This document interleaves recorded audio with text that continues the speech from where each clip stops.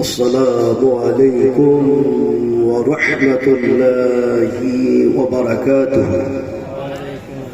الحمد لله نحمده ونستعينه ونستغفره ونؤمن به ونتوكل عليه ونعوذ بالله من شرور أنفسنا ومن سيئات أعمالنا. من يهده الله فلا مضل له ومن يضلله فلا هادي له.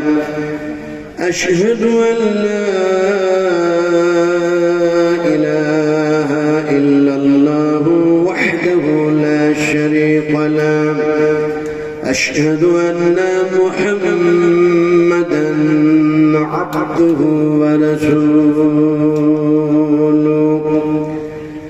الذي أرسله بالحق بصيرا ونذيرا وداعيا إلى الله بإذنه وسراجا منيرا. فقد قال الله تبارك وتعالى في كلامه المجيد وفرقانه الحميد. أعوذ بالله من الشيطان الرجيم. بسم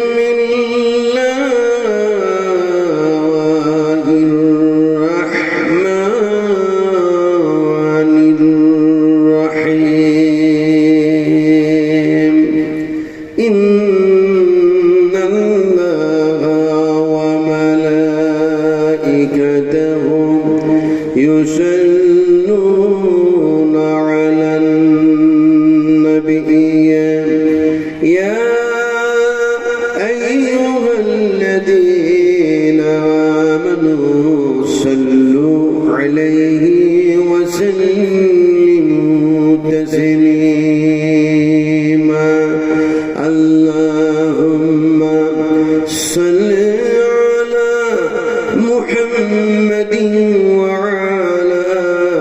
محمد كما صليت على إبراهيم وعلى آل إبراهيم إنك حميد مجيد.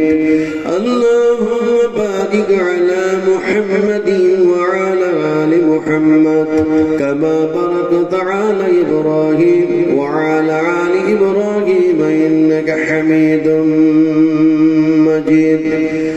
رب اجعلني مقيم الصلاة ومن ذريتي ربنا وتقبل دعائي.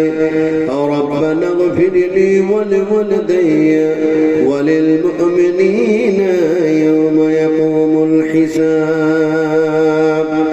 हमारे दुआ है अही खुदा हो इस्लाम का बुलबला सदा आता कर सभी को हिदायत का नूर जलालत का अंधेरा हो जाए दूर.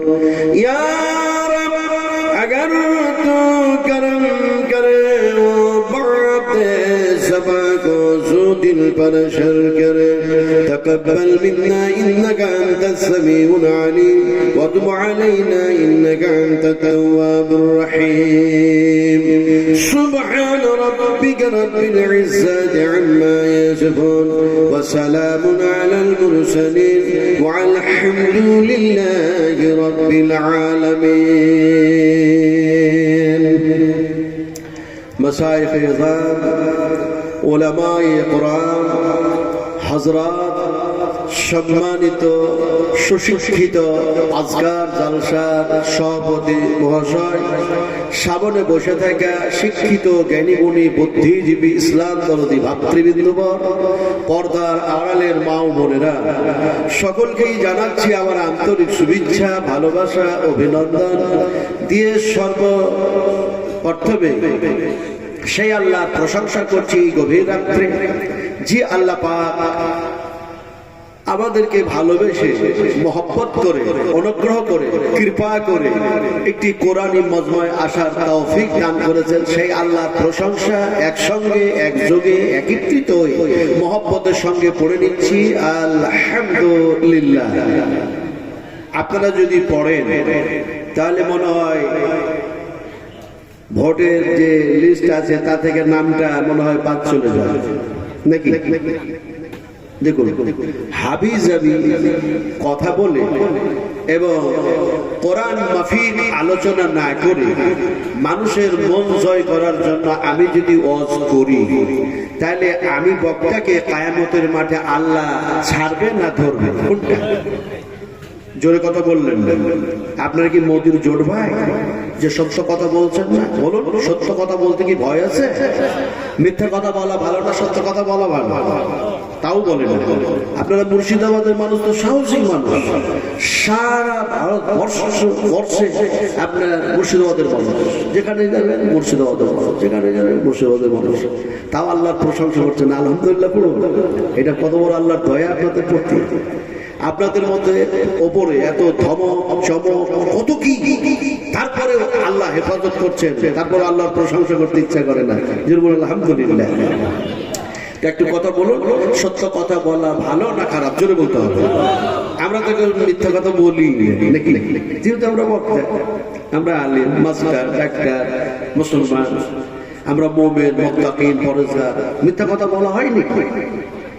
ফজরের নামাজ পড়ে মুসল্লি একবারে মুসল্লিরা ফজরের নামাজ পড়ে মসজিদ থেকে বাইর হচ্ছে, মসজিদ থেকে বাইর হচ্ছে। হযরত ওমর বলছেন এরা একটাও মুমিন নয়, একটিও মুমিন নয়। চিন্তা করতে পারতেন, ফজরের নামাজ মসজিদ থেকে পড়ে বাইর হচ্ছে, আর হযরত ওমর বলছেন এরা কেউ মুমিন নয়। সঙ্গ সাথীরা খুব অবাক হলেন। আশ্চর্য কথা, যে ফজরের নামাজ দুই ঠান্ডার ওয়াক্তে নামাজ পড়লে জামাত সহকারী রাসূলুল্লাহ বলেছেন এরা হচ্ছে জান্নাতি মানুষ, আর হযরত ওমর বলছেন এরা কেউ মুমিন নয়। খুব অবাক হয়ে গেল। তো বললেন এরা মুমিন নয়, তবে মুসলমান বটে। কখনো মিথ্যা কথা বলবে, কখনো সত্যও বলবে, কখনো সুদ খাবে, কোনো সময় খাবে না, কোনো সময় হালাল, কোনো সময় হারাম, তার তামিজই করবে না। এরা মুসলমান। তো সত্য কথাটা কি আপনি আমি না বললেও আল্লাহ পাক বলছেন, ইয়াকু কাযিবান ফাআলাইহি কাযিবুহু ওয়া ইয়াকু সাদিকান ইউসিবকুম বা'দুল্লাযী ইয়াঈদুকুম ইন্নাল্লাহা লা ইয়াহদি মান হুয়া মুশরিকুন কাযযাব। আল্লাহ রাব্বুল আলামিন বলেন, যারা এমনি করে সীমা লঙ্ঘনকারী হয়, সীমা অতিক্রমকারী হয়, মিথ্যাবাদী হয়, আমি আল্লাহ তাআলাকে যেন হেদায়েত করি না। এখন যদি আমরা সত্যবাদী হতে চাই, তাহলে এখানে মানুষ গভীর রাত্রে আমরা বসে আছি, এইদিকে কাঁদবেন, খবর তার অন্যদিকে দেবেন না। যেহেতু আমি গজল বলি না, আপনারা কোরআন শুনবেন না, কিয়ামতের মাঠে মহাখাজা হয়ে যাবে, পাকড়াও হয়ে যেতে হবে না, হবে না। বর্তমান একটা কথা বলেছি, ওটারও জবাব শুনুন। আমি ওয়াজ করলাম মানুষের মন জয় করার জন্য, কিয়ামতের মাঠে আল্লাহ আমাকে ধরবে না ছাড়বে? কথা বলুন। ফাআখাযাতহুম ফাকাইফা কানা ইকাব। আল্লাহ যদি ধরেন আর বাঁচার কোনো উপায় থাকবে না। না বাঁচার উপায় থাকবে? এই বাঁচার উপায় থাকবে নাকি? ইয়াউমা লা তামলিকু নাফসুন লিনাফসিন শাইআ ওয়াল আমরু ইয়াউমাইযিন লিল্লাহ। কেউ কাউরি কোনো উপকারে আসবে না, কেউ কাউরি সহানুভূতি সহযোগিতা করবে না। সেই দিন আল্লাহর নেতৃত্ব ছাড়া, আল্লাহর হুকুম ছাড়া, আল্লাহর কথা ছাড়া আর কাউরি কথা চলবে না। তারপরেও আমরা এখানে বসে আছি যারা, একটু আমাদের হুঁশ হওয়া দরকার। প্রশংসা করবেন কার? একটু জোরে কথা বলুন। না না, অভিষেক আর মমতা। আমি কিন্তু বলতে বলতে অনেক কিছু কথা বলে ফেলি। কথা বলছেন কি? প্রশংসা আমরা কার করবো? ভালোভাবে না এমনি ডুপ্লিকেট ভাবে? শুধু আল্লাহ। আল্লাহ বুঝি তো, এই আল্লাহ আল্লাহ যে বললেন আমরা বুঝে বললাম না, না বুঝে কতক্ষণ আল্লাহ বুঝলাম নাকি? সবাই বুঝি আল্লাহ আল্লাহ আল্লাহ, কিন্তু এরকমটা যদি বুঝতাম যে আল্লাহ যতবার বলবো ততবার কোরআন তেলাওয়াত করা হয়ে যাবে। কোরআন তেলাওয়াতকারী তেলাওয়াত করে যা নেকি পায়, কোরআন শ্রবণকারীরাও ততটাই নেকি পায় এবং আল্লাহর পক্ষ থেকে তাদের প্রতি রহমত বর্ষিত হয়। এরকমটা আমাদের সেন্স, এরকম আমাদের জ্ঞান, এরকম আমাদের পরিমাণ, এরকম আমাদের বিবেক, এরকম আমাদের বিবেচনা, এরকম আমাদের ধ্যান, এরকম আমাদের ধারণা। কি হলো? এরকম আমাদের ধ্যান, এরকম যেন ধারণা, এরকম যেন দেখা যায় মনের যেন বাসনা, কল্পনা জল্পনা, এই সেন্স নিয়ে যদি বলি আল্লাহ, তাহলে দেখা যায় শুধু আল্লাহকে ডাকা হয় না, যেন কোরআন তেলাওয়াত করা হয়। যেমন কোরআনের বহু জায়গায় শব্দ এসেছে আল্লাহুল্লাযী খালাকাস সামাওয়াতি ওয়াল আরদা ওয়া মা বাইনাহুমা ফি সিত্তাতি আইয়ামিন সুম্মা ইসতাওয়া আলাল আরশ। এখন আমরা প্রশংসা করব যার, তার নাম হচ্ছে আল্লাহ। একটু জোরে বলুন, প্রশংসা যার করব তার নাম। আর একটু জোরে বলুন। তাহলে যার জমিনে আমরা এখানে বসে আছি, একটা কথা কন, আমরা বসে আছি না দাঁড়িয়ে আছি? হ্যাঁ, বসে আছেন না দাঁড়িয়ে আছেন? আপনাদের দাবি কি? আমরা বসে আছি, এটাই দাবি তো আমাদের। আল্লাহ বলতে আমরা বসে নাই। কি এক আশ্চর্য কথা! আমরা বসে আছি, দেখছি বসে আছি, আর আল্লাহর দাবি হচ্ছে না তোমরা বসে না। এখন আল্লাহর দাবিটা ঠিক না আমাদের দাবিটা ঠিক? কোনটা? সন্দেহ পড়ে গেলাম। যদি বলি আমরা বসে আছি, এই কথাটাও যেন আমাদের নিকটে ঠিক, আর আল্লাহ পাক বলছেন না তোমরা বসে নাই। বরং কি শোনো, যদি তোমরা বলো যে বসে আছি, আর এই মুহূর্তে আমি আল্লাহ যদি এই জমিনটারে ধসায় দিই, ভূমিকম্প করে দিই, আমার এই চ্যালেঞ্জের মোকাবেলায় তোমরা কে কে বসে থাকতে পারবে? পারবে নাকি? পারবে? তাহলে আমরা বসে নাই, তাহলে আছি নাকি? আল্লাহ সুবহানাহু ওয়া তাআলা এই জমিনের উপরে আমাদেরকে বসে থাকার সুযোগ করে দিয়েছেন, তৌফিক দান করেছেন।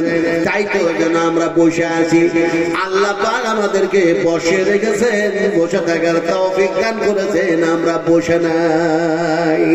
সেই আল্লাহর প্রশংসাটা একটু মহব্বতের সঙ্গে আমরা আদায় করি। বলুন আলহামদুলিল্লাহ। হলো না? আচ্ছা, আলহামদুলিল্লাহ যদি জোরে পড়ে তাহলে কি গুনাহ হবে? অমুর্শিদাবাদের মানুষের একটু কথা গুনাহ হবে? ধরে নেন, আপনারা কিভাবে বুঝাবো এই যুগ যান্ত্রিক ও সভ্যতার যুগ, সায়েন্সের যুগ, বৈজ্ঞানিকের যুগ, কম্পিউটারের যুগ, মোবাইলের যুগ ইত্যাদি, বুঝাবো কি করে? এমনি করে বুঝায়। রাসূল আকরাম সাল্লাল্লাহু আলাইহি ওয়াসাল্লাম তিনি দেখা যায় মহিলাদেরও ইমামতি করছেন, আবার দেখা যায় পুরুষদেরও ইমামতি করছেন। মসজিদে নববীতে যখন আপনি যাবেন, আমি যেমন গত বছরে 56 দিন থাকলাম, আমরা স্বামী স্ত্রী দুজনে 56 দিন। তো 56 দিনের মধ্যে ওর মধ্যে আমাদের হজটা হয়ে গেল, আলহামদুলিল্লাহ, আল্লাহ পাক করিয়ে দিলেন।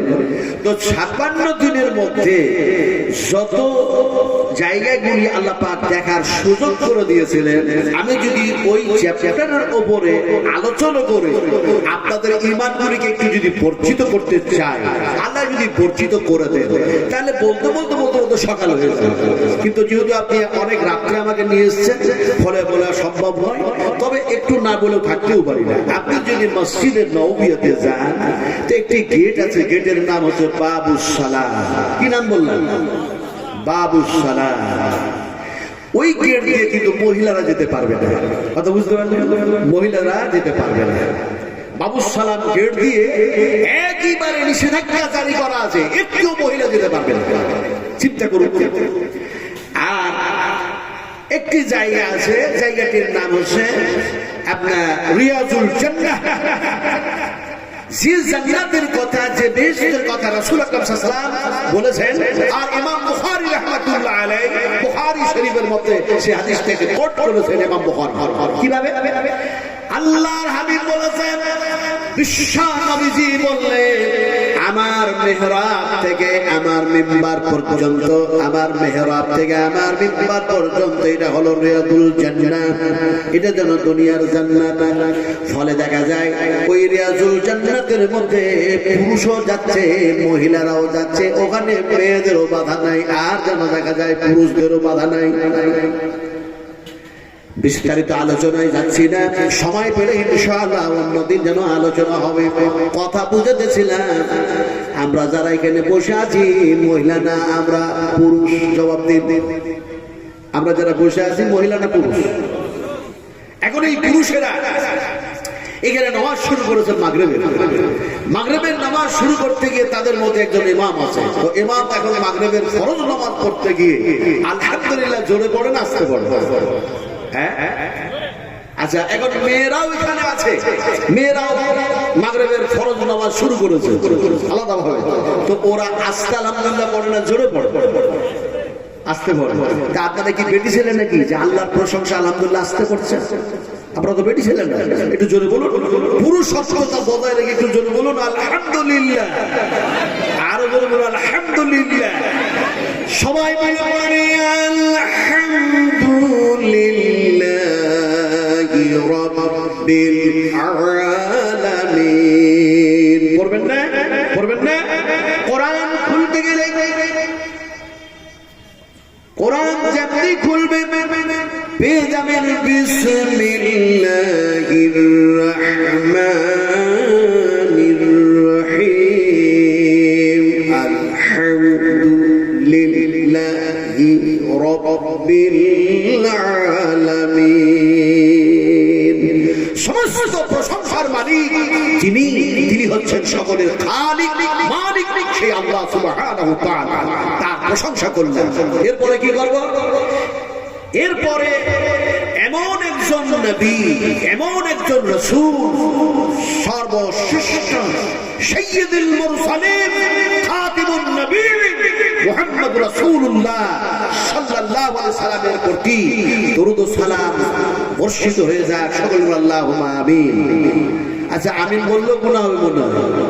হ্যাঁ, এখানে আপনি জানেন কায়দায় নামাজ পড়ছেন তো আল্লাহর কসম খেয়ে বলছি, আপনি যদি আসল নামাজ রাসূলের যদি সেই নামাজ দেখতে চান আপনাকে ওখানে যেতে হবে। সাল্লু কামা রাআইতুমুনি উসাল্লি, ওখানে যান। এই যে সামি আল্লাহু লিমান হামিদা বলে যে আপনি দাঁড়ালেন, ও সে কোন আকীদার মানুষ হোক, যতই বড় মহাপণ্ডিত হোক, জ্ঞানী হোক, শিক্ষিত হোক, মুহাদ্দিসিন হোক, মুহাক্কিকিন হোক, সেই হোক, ইমাম দাঁড়িয়ে গেছে, দাঁড়িয়ে আছে। রব্বানা ওয়া লাকাল হামদ হামদান কাসীরান তাইয়্যিবান মুবারাকান ফি, দাঁড়িয়ে যে আছে তো কাউরি ক্ষমতা হয় না যে চলে যাবে। একেবারে প্রতি ওয়াক্তে একই ধরনের নামাজ, বুঝতে পেরেছেন? যখন দেখা যাচ্ছে ওয়ালাদ্দাল্লিন বলছে আমিন মসজিদে নববীতে, তারপরে বাইতুল হারাম, এছাড়া আরো অন্যান্য মসজিদে যারা অন্য আকীদার মানুষ ওরাও ওখানে গিয়ে থাকতে পারে না, ওরাও আমিন বলে বলছে। বুঝতে পেরেছেন না? পারেন না? বুঝতে পারছেন না? পারছেন না আমার ভাইরা? তো আপনারা এখানে যারা আছেন সেই নবীর প্রতি দরুদ ও সালাম অবতীর্ণ হোক। একটু আমিন বললে কি গুনাহ হয়ে যাবে? জি, আমিন বললে গুনাহ হবে? তাহলে একটু জোরে বলুন আল্লাহুম্মা আমিন। ওয়াইরিল মাগদুবি আলাইহিম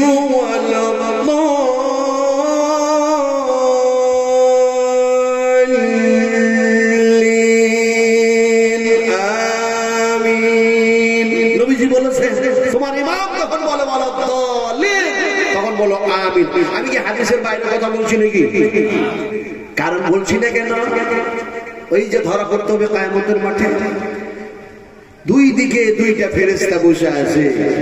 কিয়ামতের মাঠে যদি জিজ্ঞাসা করা হয় ওয়াজ করেছিলে কোন জায়গা থেকে, إذ يتلقى المتلقيان عن اليمين وعن الشمال قعيد ما يلفظ من قول إلا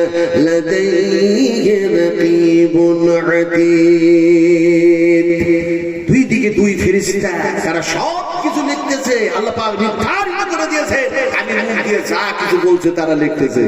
আপনারা যা বলেন ওটা মনে হয় লেখালেখি হয় না নাকি? লেখালেখি হয় না, ওই জন্য আমি বলছেন না, আলহামদুলিল্লাহ বলছেন না।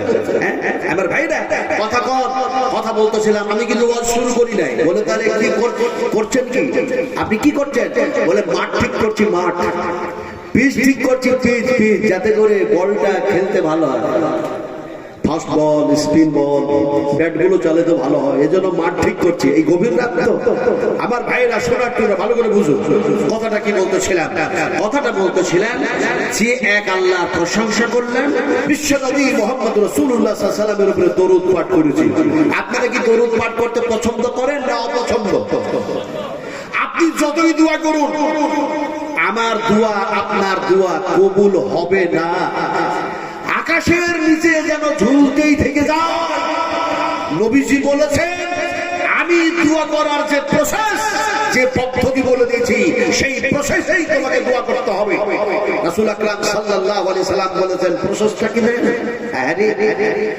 আপনি যেন দেখা যায় এইভাবে, যেন দেখা যায় হাত তুললেন, দোয়া শুরু করেছেন।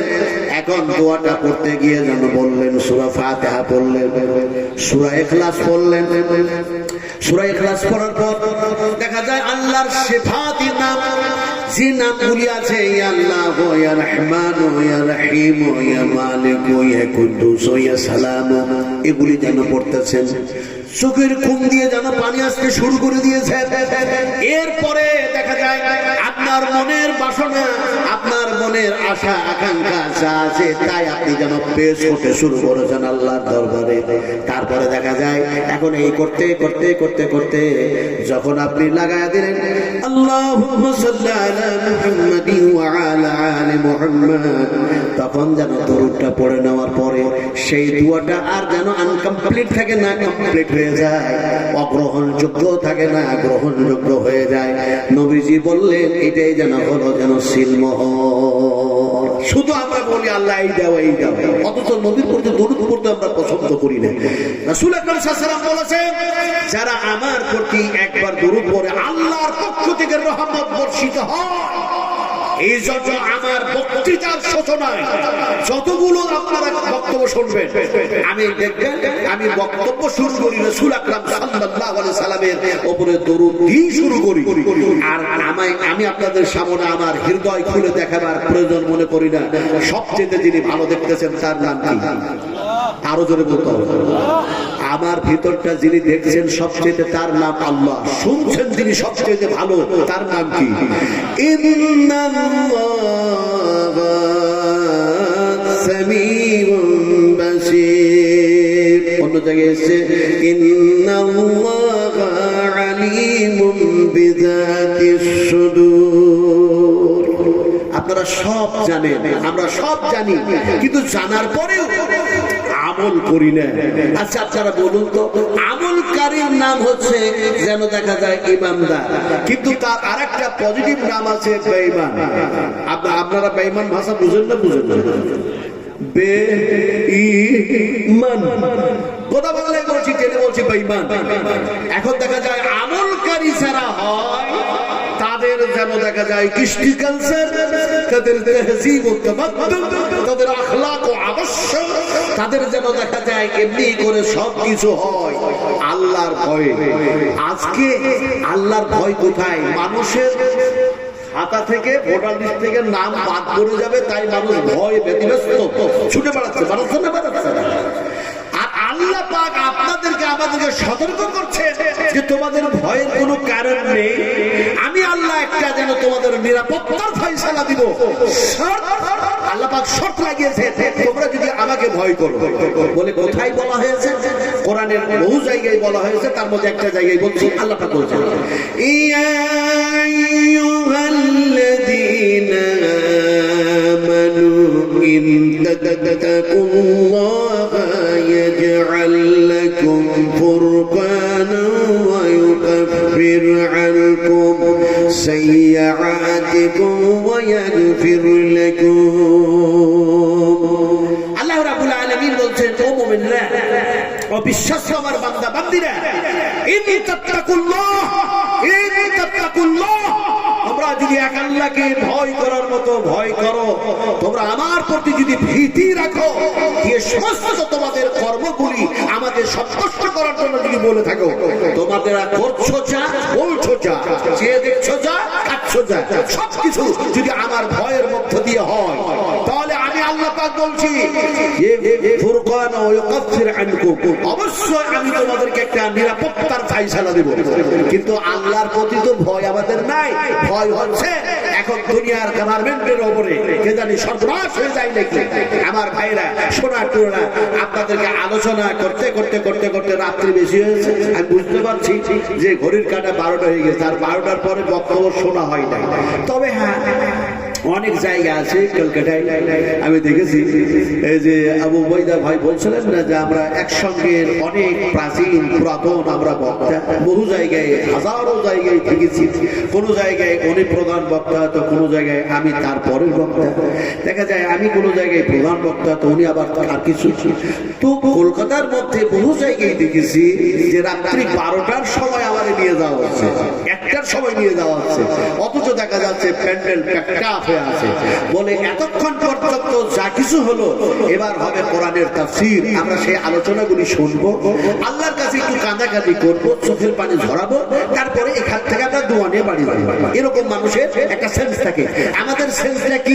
আমরা যখন ঘর থেকে বাইরে হয়েছে, আচ্ছা বলুন তো, কে কে ঘর থেকে বাইরে হয়ে আপনি উজু করে বাইরে হয়েছে, উঁচু করে বাইর হচ্ছে, কে কে এরকমটা করেছেন যে এই ঘর থেকে বাইর হচ্ছি, কে জানি আর আমি এই ঘরে ফিরে আসবো কিনে, এরকম নিয়ে দিয়েছে? তাও হয় নাই। স্ত্রীর সাথে আপনি কি কথা বলে এসছেন? আসেন না।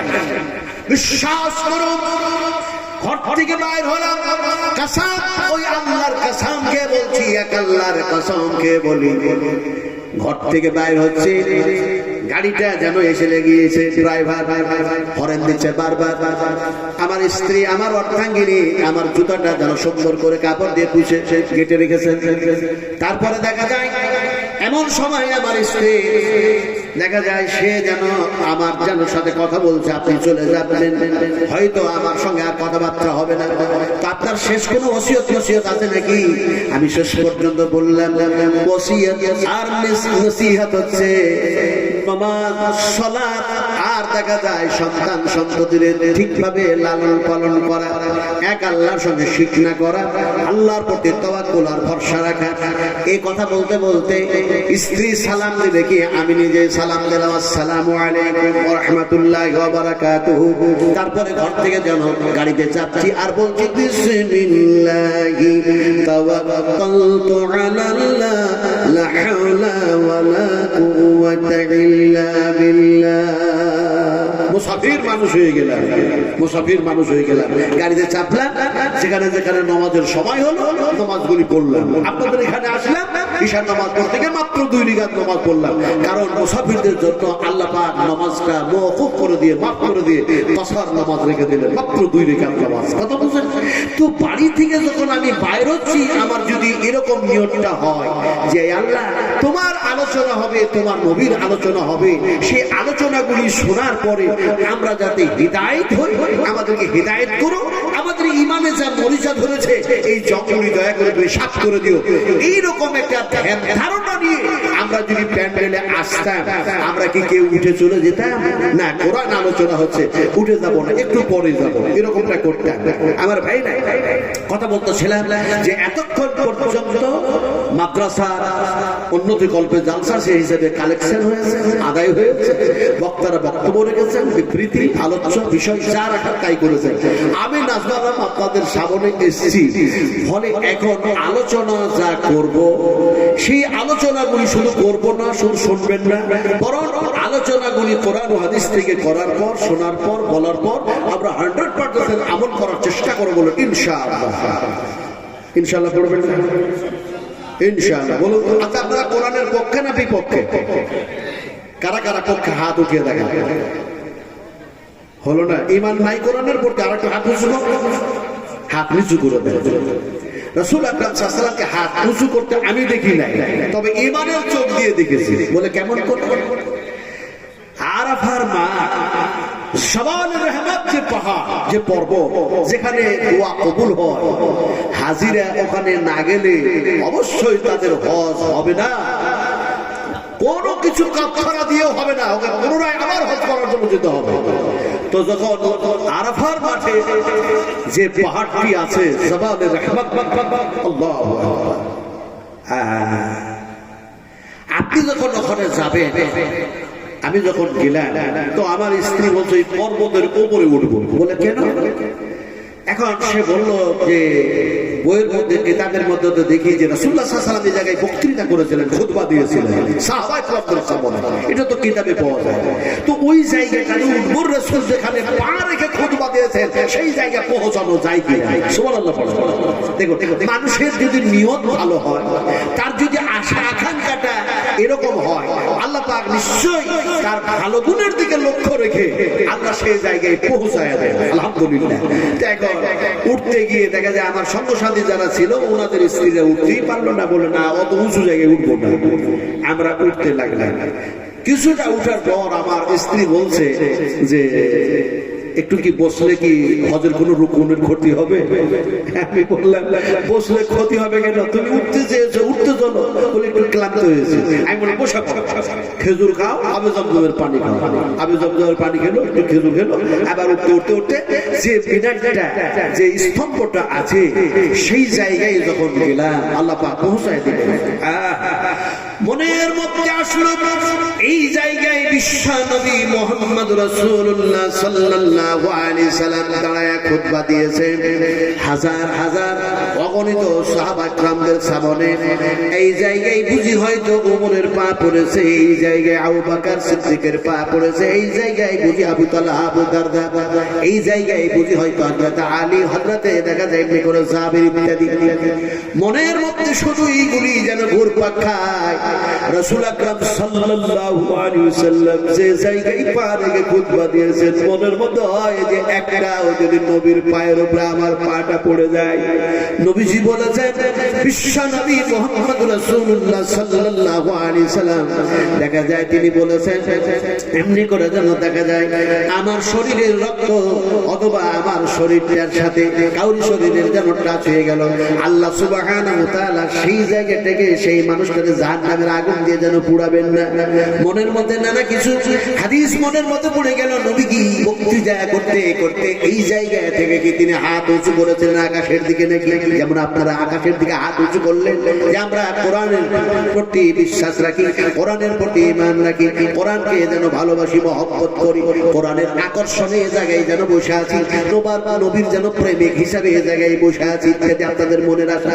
রাসূল আকরাম সাল্লাল্লাহু আলাইহি সাল্লাম এই জায়গায় হাত কেন উঁচু করেছিলেন? মনের মধ্যে বারবার যেন ঘুরপাক খায়। নবীজি যখন হাত উঁচু করেছিলেন তার পূর্বে হাদিসের মধ্যে এসেছে রাসূল আকরাম সাল্লাল্লাহু আলাইহি ওয়াসাল্লাম তিনি সাহাবায়ে কেরামদের সামনে খুতবা বক্তৃতা করতে করতে করতে করতে যত বক্তৃতা করেছিলেন, আলোচনা করেছিলেন, তার মধ্যে নবীজি বলেছিলেন, হে আমার সাহাবায়ে কেরামেরা, এটা হয়তো আমার জীবনের শেষ হজ। হাজ্জাতুল বিদা, হাজ্জাতুল বিদা, হাজ্জাতুল বিদা, এটাই হয়তো আমার জীবনের শেষ। ফলে আমি তোমাদেরকে বলি, বলো তো আল্লাহ পাক যে দায়িত্ব আমারে দিয়েছে সেই দায়িত্ব কি আমি বহন করতে পেরেছি? আমি দ্বীন, তাওহীদ, রিসালাত, ইসলাম, এক কথায় আল্লাহ পাকের কথাগুলি তোমাদের কাছে কি পৌঁছে দিতে পেরেছি? এমন সময় সাহাবায়ে কেরামেরা মনে মনে ভাবলেন যে নবীজি এই ধরনের বক্তৃতা তো কখনো করেন নাই, তাহলে হয়তো নবীর সাথে আমাদের সফরই নেই, শেষ সফর হয়ে গেল নাকি? রাসূল আকরাম সাল্লাল্লাহু আলাইহি ওয়াসাল্লাম এমন সময় যেন বললেন, একটু তোমরা সাক্ষী দাও আল্লাহ পাক যা আমাকে দায়িত্ব দিয়েছেন সেই দায়িত্ব তোমাদের কাছে পৌঁছে দিয়েছি কিনা, দ্বীন পৌঁছে পেরেছি কিনা? সাহাবায়ে কেরাম রাদিয়াল্লাহু তাআলা আনহুরা বললেন, ইয়া রাসূলুল্লাহ, হে আল্লাহর রাসূল, আমরা সাক্ষী দিয়ে দিলাম আপনাকে আল্লাহ পাক যে নবুয়তের দায়িত্ব দিয়েছেন সেই দ্বীন আপনি আমাদের কাছে পৌঁছায় দিয়েছেন। সেটা তারা সাক্ষী দিল। রাসূল আকরাম সাল্লাল্লাহু আলাইহি ওয়াসাল্লাম আকাশের দিকে হাত উঁচু করলেন, সুবহানাল্লাহি ওয়া বিহামদিহি সুবহানাল্লাহি আযীম। আকাশের দিকে হাত, শাহাদাতের আঙ্গুল উঁচু করে নবীজি বললেন, এই আল্লাহ, আমার সাহাবা کرامরা, তোমার বান্দারা বান্দিরা যেন সাক্ষী দিয়ে দিল, তোমার দ্বীন যেন এদের কাছে পৌঁছে দিয়েছি। আল্লাহ আপনিও সাক্ষী থাকুন, আপনিও সাক্ষী থাকুন, আপনিও সাক্ষী থাকুন। এই কথা বলে নবীজি যেন হাত নিচু করলেন, আর সেইখান থেকে যেন দেখা যায় আস্তে গিয়ে যেন আয়াত নাযিল হয়ে গেল, ওহী হয়ে গেল। বিশ্ব নবী মুহাম্মদ রাসূলুল্লাহ সাল্লাল্লাহু আলাইহি ওয়াসাল্লামের কাছে ওহী হয়ে গেল জিবরিল মারফতে। আল-ইয়াউমা আকমালতু লাকুম দীনাকুম ওয়া আতমামতু আলাইকুম নি'মাতি ওয়া রাদিতু লাকুমুল ইসলাম দীনান। নবীজি, আমি আল্লাহ তোমার প্রতি রাজি হয়ে গেলাম, খুশি হয়ে গেলাম, সন্তুষ্ট হয়ে গেলাম। আর যেন দেখা যায় এমনি করে যেন নিয়ামত দিয়ে পরিপূর্ণ করে দিলাম, আর ইসলামকেও যেন পরিপূর্ণ করে দিলাম, দ্বীন পরিপূর্ণ করে দিলাম। ফলে যেন আপনারা হাত উঁচু করেছেন কোরআনের পক্ষে। এই কোরআন হচ্ছে বিশ্ব মানবের জন্য একটি যেন যথেষ্ট, আর যেন একটি যেন গাইড বুক। ফলে যেন মানুষের জন্য, বিশ্ব মানবের জন্য এই কোরআন যেন সাফিসিয়েন্ট হয়ে গেছে, যথেষ্ট হয়ে গেছে। এই কোরআনের পরে আর বিশ্ব নবীর সহিহ হাদিসের পরে আর কোনো কিছুরই প্রয়োজন থাকে না। বিশ্ব মানবের জন্য এই কোরআন হচ্ছে সর্বশ্রেষ্ঠ কিতাব, সবচেয়ে উত্তম, সবচেয়ে উৎকৃষ্ট, সবচেয়ে বেস্ট, সবচেয়ে বেটার। এই হচ্ছে কোরআন। কোরআনের শত্রু এত বেশি দুনিয়াতে। আচ্ছা, মাদ্রাসার শত্রু আছে না নাই বলুন দেখি? দিল্লি দেশে কি আসলো না, পাগড়ি টাগড়ি হয়ে যায় কিনা, তালেবান, তালেবানের মন্ত্রী আসছিল না, এসছিল? তালেবান থেকে এসছিল না, এসছিল না? এসছিল তো। যোগী আদিত্যনাথ ভয়ে ভীত হয়ে যে মাদ্রাসাগুলিকে বললো এটা তালেবানদের আড্ডাখানা, এরা সন্ত্রাসী ট্রেনিং দেয়, সন্ত্রাসী শিক্ষা দেয়। দেখা যায় সেই লোকটার জন্য কত শত অগণিত যেন পুলিশ সিকিউরিটি গার্ড দিল। আর দেখা যায় মাদ্রাসাগুলি বন্ধ ছিল যেগুলি, সেগুলি খুলে দেওয়ার অর্ডার দিল একটা লোকের ভয়। কথা বুঝেন কি? সর্বনাশ। এসে তিনি যেন হিকমতের সঙ্গে দ্বীনের দাওয়াত দিলেন। ওমান আতামু কাওলাম মিম্মান দা'iলাল্লাহ, ওমান আতামু কাওলাম মিম্মান দা'iলাল্লাহ। যারা আল্লাহর দ্বীনের দাওয়াতের কাজ করে, এদের চেয়ে উত্তম মানুষ, এদের চেয়ে উৎকৃষ্ট মানুষ আর কে হতে পারে? এটা আল্লাহ বলছেন, এটা অন্য কেউ না। আল্লাহ বলছেন এরাই হচ্ছে সর্বশ্রেষ্ঠ মানুষ। তো তিনি এসেই যেন দাওয়াত দিলেন একটা, কোন মহিলা মিডিয়া আমার সামনে আসবে না। মেয়েদেরকে দেখলে চোখ এইভাবে তাকিয়ে দেখবেন না চোখ নিচু করবেন? কোনটা করবেন? পর নারীকে দেখে চোখ এরকম ভাবে করবেন না এরকম করবেন? কোনটা করবেন? কোথায় ইমান? ईमान কোথায় চলে গেছে? কোনটা কথা বলবো আপনাদের সামনে? मुझे मंजूर नहीं है कि मैं तेरे शिकायत करूं, बात ही से बात निकल आती है तो मैं क्या करूं?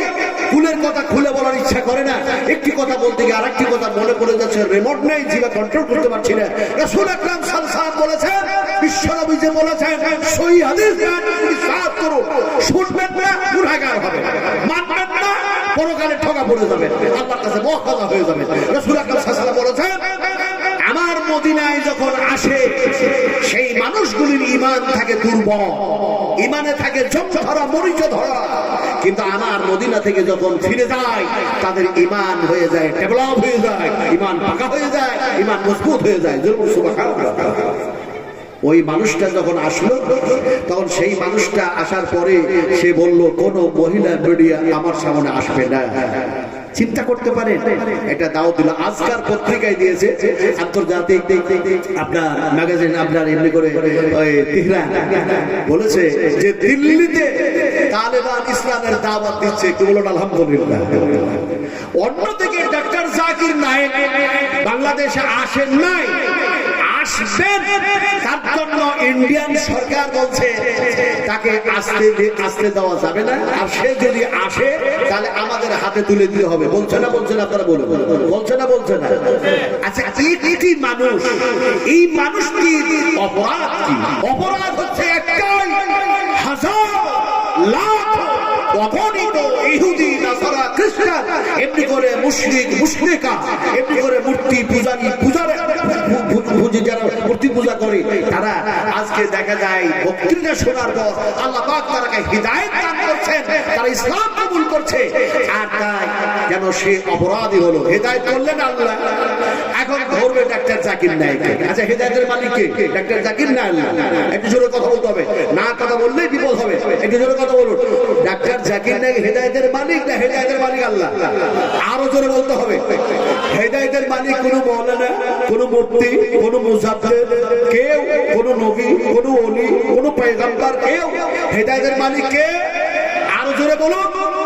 ইন্নাকা লা তাহদি মান আহবাবতা লাইসা আলাইকা হুদাহুম ওয়ালাকিন্নাল্লাহা ইয়াহদি মান ইয়াশা। আল্লাহ যাকে চান হেদায়েত করে দিন, কিন্তু দেখা যায় হেদায়েত তখনই হয় যখন কোরআনের আলোচনাগুলি সেই নিয়তে সেই সেন্সে হয় আর তারা সেই সেন্সে শোনে। তাহলে আজকে তারা যারা ইসলাম কবুল করলো, ডাক্তার জাকির নায়েককে বলছে আমাদের হাতে তুলে দিতে হবে। আল্লাহ যদি হেফাজত করেন তাহলে কেউ তার অপমান করতে পারবে? তারে কেউ অপমান করতে পারবে? তাহলে পারে এমনি করে ঈশ্বর তার প্রিয়জ্যোতির মালিক হচ্ছে আল্লাহ। আপনারা দয়া করে উঠে চলে যাচ্ছেন, এটা কিন্তু সাংঘাতিক যেন ব্যাধি হয়ে যায়। আমি ছেড়ে দেব আর মাত্র আপনারা 15টা মিনিট আপনাদেরকে একটা ঘটনা শোনাবো, ছোট ছোট করে একটা সহি হাদিসের একটা ঘটনা শোনাবো, ছেড়ে দেবো। আমি মুসাফির মানুষ, দোয়া করবো। শুনুন, রাসূল আকরাম সাল্লাল্লাহু আলাইহি সাল্লাম দোয়া দিয়েছেন, যে দোয়াটা এই মঞ্চে এখনো পর্যন্ত হয় না, এই স্টেজে এখনো পর্যন্ত হয় না, ওই দোয়াটা আমি মুসাফির দেব। আর আপনারা শুধু আমিন আমিন করবেন। আমিন আমিন করতে রাজি আছেন? আছেন তো? তাহলে সমস্ত মানুষগুলো একটু দয়া করে আপনাদের বসা জায়গাটা নবীর মহব্বতে একটু এগিয়ে আসতে পারবেন? পিছনকার মানুষগুলো বলছি 10 মিনিটের মধ্যে ছেড়ে দেবেন ইনশাআল্লাহ। একটু দয়া করে উঠে আসুন, দাঁড়ান না, দাঁড়িয়ে উঠে আসেন। হায় হায় হায়, আসহাবে সুফফাদের জায়গা দেখলাম।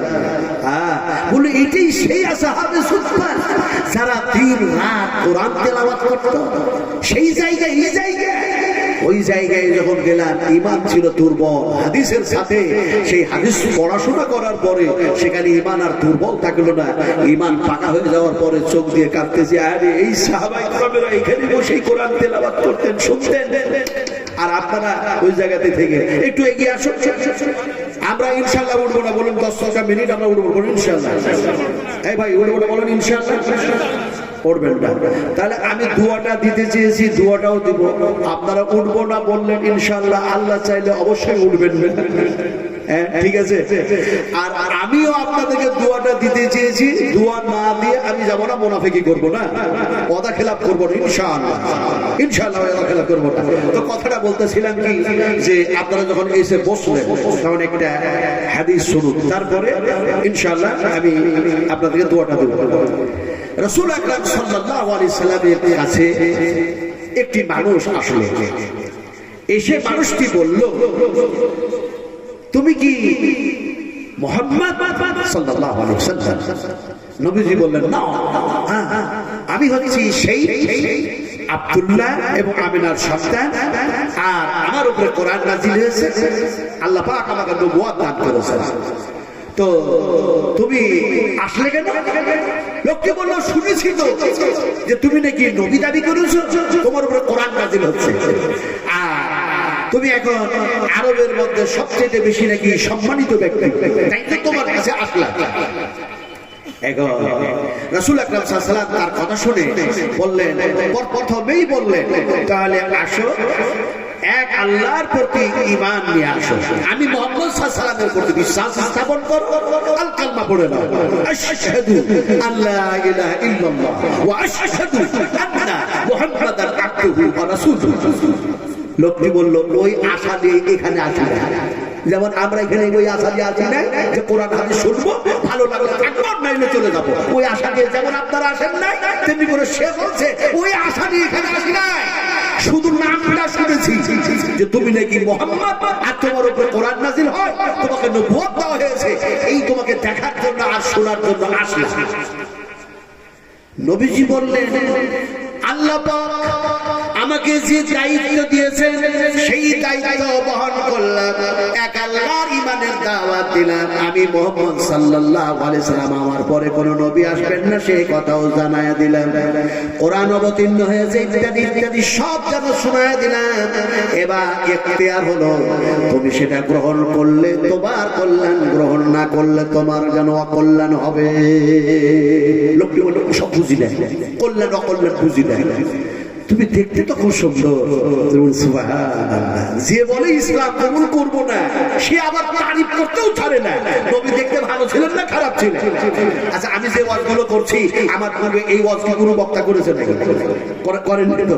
তাহলে আপনারা চলে যাচ্ছেন। যত থাকবেন তত শুনতে ভালো লাগবে, তত নিত্য নতুন যেন কথা আসবে, নতুন নতুন কথা আসবে। কোরআন কি মনে করছেন পুরাতন? যত শুনবেন, যত গবেষণা করবেন, যত রিসার্চ করবেন, তত নতুন নতুন কোরআন থেকে আপনি আলোচনা শুনতে পারবেন। আলহামদুলিল্লাহ। কোনটা দিয়ে বোঝায়? একটা যেন আমেরিকা থেকে বৈজ্ঞানিক এসে দিয়ে আপনার আমার দেখা যায় বাড়ি খুঁজছে, যে বাড়িগুলো কোথায়, এই মানুষটার বাড়ি কোথায় খুঁজছে। যে বাড়িতে গেছে সেই বাড়িতে দেখা যায় কিছু ডাক্তার বসে আছে, কয়েকটা ডাক্তার বসে আছে। এখন ডাক্তার ওই বাড়ির একটা লোককে ট্রিটমেন্ট করছে। কি দিয়ে ট্রিটমেন্ট করছে?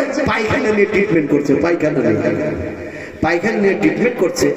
তো ট্রিটমেন্ট করতে গিয়ে দেখছে যে লোকটাকে অসুখ, যে লোকটার অসুখ হয়েছে তার অসুখটা এরকম যে নিজের পায়খানা নিজেই 2 হাত দিয়ে শুরু মারছে। আর বাড়ির লোক বলছে ম্যাট হয়ে গেছে, পাগল হয়ে গেছে।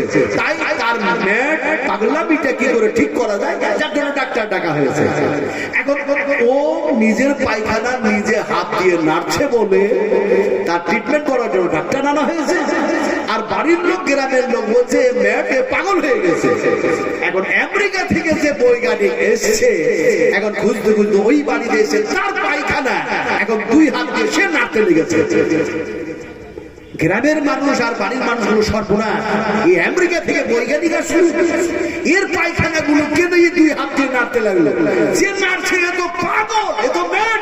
কিন্তু এ বৈজ্ঞানিক, এ কেন 2 হাত দিয়ে পায়খানা নাড়ে? তখন যে ডাক্তারগুলি ছিলেন বসে, ওরা বললেন এ ম্যাট হলে হতে পারে, এ 2 হাত দিয়ে পায়খানা যখন নাচছে এ ম্যাট হলে হতে পারে, কিন্তু এই বৈজ্ঞানিক ম্যাট নয়, পাগল নয়। বলে তাহলে কি? বলে এর পায়খানা 2 হাত দিয়ে নেড়ে পায়খানার মধ্যে রিসার্চ আর গবেষণা করে নিশ্চয়ই কিছু একটা আবিষ্কার করবে, আর হবে বৈজ্ঞানিক। চিন্তা করেন, একজন পায়খানা নাড়লো তার জন্য ম্যাট হয়ে গেল, আর একজন পায়খানা 2 হাত দিয়ে নাড়লো দেশে বৈজ্ঞানিক হয়ে গেল। হায় হায় হায় হায় হায়। এই জন্যই বলা হয়েছে কুল হাল ইয়াস্তাবিল্লাযীনা ইয়ালামুনা ওয়াল্লাযীনা লা ইয়ালামুন। শিক্ষিত মানুষ আর অশিক্ষিত মানুষ কখনো সমান হয় না। জোরে সুবহানাল্লাহ পড়ে। এর জন্য সুবহানাল্লাহ, সুবহানাল্লাহ বললে মনে হয় কাবিরা গুনাহ হয়ে যাবে নাকি? সুবহানাল্লাহ পড়বে, কোরআন তেলাওয়াত করা হয়ে যাবে। সেদিন দাম্মামে তারপরে আমার সব ক্লাস ফ্রেন্ড গুলো ছিলেন, আপনার আব্দুল হাশিম আল মাদনী, ইসমাইল আল মাবুশি, তারপরে আপনার এমনি করে দেখা যায় আব্দুল হামিদ আল মাদনী। তো যেনারা ছিলেন, তো কথা হচ্ছে কি ওনাদের সাথে অনেক কিছু আলোচনা করতে গিয়ে এরকম একটা কথা হলো যে দাম্মাম থেকে মতিউর রহমান আল মাদানী, কথা বুঝুন, ওনাকে আপনারা দেখতে পাবেন, সওয়াল জবাব সবকিছু হচ্ছে, অনেক কিছু হচ্ছে, আলোচনা হচ্ছে। ওনার বাড়ি ডালকোলা। আলহামদুলিল্লাহ ফুলকি মাদ্রাসা তো আমার প্রোগ্রাম আছে, আলহামদুলিল্লাহ সুবহান আলহামদুলিল্লাহ। হয়তো উনি হয়তো ছুটিতে আসতেও পারেন। তো যার যে কথাটা বলতেছিল আপনাদেরকে, যে শিক্ষিত আর অশিক্ষিত যে সমান হয় না, এতে কোনো সন্দেহ আছে? তো সুবহানাল্লাহ এখন দেখা যায় পড়লেই আল্লাহর পবিত্রতা বয়ান করা হয় ঠিক, কিন্তু আপনার সেন্স কি হবে? সুবহানাল্লাহ সুবহানাল্লাযী আসরা বিআবদিহি লাইলাম মিনাল মাসজিদিল হারাম। আয় আল্লাহ, আপনি হলেন পাক, আপনি হলেন পবিত্র, আর আমি হলাম গুনাহগার, আমি হলাম যেন অপবিত্র। ফলে তুমি আমাকে গুনাহ থেকে পাক করে দাও। এই সেন্সে সুবহানাল্লাহ পড়তে হবে। কথা বুঝতে পারেন না? এখন দেখা যায় আপনাদেরকে যে ঘটনা শোনাচ্ছিলাম আমি মধ্যে মধ্যে একটু এদিক ওদিক করে নিয়ে যাচ্ছি যাতে করে আপনাদের ধ্যানটা একই রকম ভাবে থেকে না যায়, যার জন্য ওই কথাগুলো বলছি। কি কথা বলছিলাম বলো? রাসূল করিম সাল্লাল্লাহু আলাইহি সাল্লাম দেখতে সুন্দর, নবীজির একদিকে তারিফ করছে, অন্যদিকে বলছে তোমার ওই ঈমান আনবে সব কথা নিয়ে আসিলাই, ওই আশা নিয়ে আসিলাই গাই। তো রাসূল করিম সাল্লাল্লাহু আলাইহি সাল্লাম দেখতে ভালো ছিলেন না খারাপ ছিলেন? আমি আজকে সে বর্ণনা করবো না, সাগর দিকে আমার আরো জালসা আছে, সেই দিন ইনশাআল্লাহ আমাকে স্মরণ করিয়ে দেবেন রাসূলুল্লাহ সাল্লাল্লাহু আলাইহি সাল্লাম দেখতে কত সুন্দর ছিল। এই শুধু বিষয়টার উপরে, এই সাবজেক্টের উপরে ইনশাআল্লাহ সেই দিন আমি আলোচনা করবো ইনশাআল্লাহ। আল্লাহ পাক যদি আমাকে নিয়ে আসেন আর আলোচনা করার তৌফিক দান করেন, আল্লাহ যাতে সেটাই দান করেন, জোরে বলুন আমিন। এখন দেখা যায় লোকটা শেষ পর্যন্ত বলল যে আপনি যখন বলছেন যে কোরআন শিখতে হবে আর কোরআনের প্রতি ঈমান আনতে হবে, তো আমার এলাকায় তো কোরআন কেউ পড়তেও জানে না, কেউ কোরআন দেখেও নাই, কোরআন পড়তেও জানে না। তো আপনি তাহলে এক কাজ করুন, আপনি সেই ধরনের কোরআন শিক্ষা দিবে, কোরআনের তালিম দিবে, এই ধরনের কিছু আপনার সাহাবী আপনার লোকজনকে আমার সঙ্গে দেন। রাসূল আকরাম সাল্লাল্লাহু আলাইহি ওয়াসাল্লাম খুব খুশি হলেন। আপনাদের গ্রামে মাদ্রাসা আছে, এই মাদ্রাসায় কোরআনের শিক্ষা হাদিসের শিক্ষা হয়, আপনারা খুশি না বেজার? বেজার একটু জবাব দিতে হবে। খুশি নাও খুশি? এই মাদ্রাসা আছে, খুশি নাও খুশি?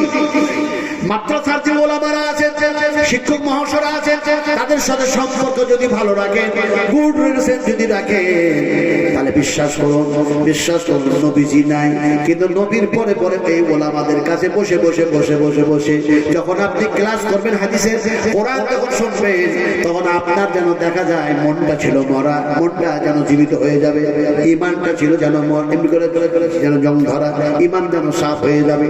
কথাটা বলতেছিলাম, মুহাম্মদুর রাসূলুল্লাহ সাল্লাল্লাহু আলাইহি ওয়াসাল্লাম খুব যেন খুশি হয়ে গেলেন। আর যেন দেখা যায় ৭০ জন যেন কোরআনের হাফেজ, ৭০ জন যেন কোরআনের হাফেজ, কোরআনের কারীদেরকে নবীজি ডাকলেন। যে জায়গায় ৭০ জন কারী বসে বসে কোরআন পড়তেন, সেই জায়গায় আল্লাহ পাক আমারে নিয়ে গেলেন। বলে এই জায়গাতে ৭০ জন কারী, ৭০ জন কোরআনের হাফেজ, তিনারা দেখা যায় কোরআন তেলাওয়াত করতেন। আর তিনা দিনের বেলায় কি করতেন?